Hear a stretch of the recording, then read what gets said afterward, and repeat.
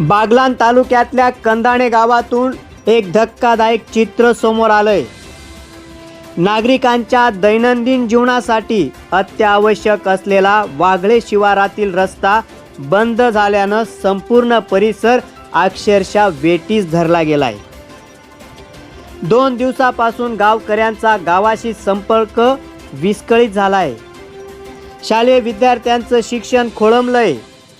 ज्येष्ठ नागरिक, महिला आणि शेतकऱ्यांची ये-जा ठप्प झाली आहे। ग्रामस्थांनी संबंधितांकडे विनवण्या केल्या आहेत, पण त्या निष्फळ ठरल्याचा आरोप ग्रामस्थांनी केला आहे।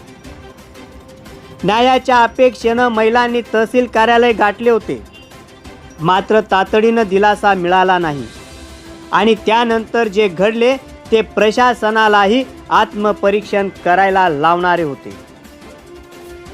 संतप्त महिलांनी एकजूट दाखवत फावडे, टिकाव आणि कुदळ हाती घेतली आणि स्वतःच बंद करण्यात आलेला शिवार रस्ता मोकळा केलाय।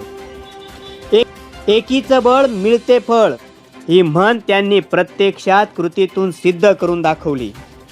प्रश्न इतकाच आहे, नागरिकांना त्यांच्या हक्काच्या रस्त्यासाठी प्रशासनाची वाट बघायची की स्वतःच न्याय मिळविण्यासाठी रस्त्यावर उतरायचं? जर लोकांनी सरकारी कामे करायची असतील तर मग संबंधित यंत्रणेची जबाबदारी कोणती आणि कोण घेणार?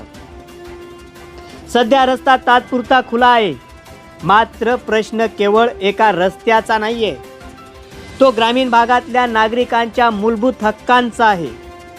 त्यामुळे महसूल प्रशासनाने तातडीनं पाहणी करून या रस्त्याचा कायमस्वरूपी प्रश्न निकाली काढावा, अशी या ग्रामस्थांची ठाम मागणी आहे।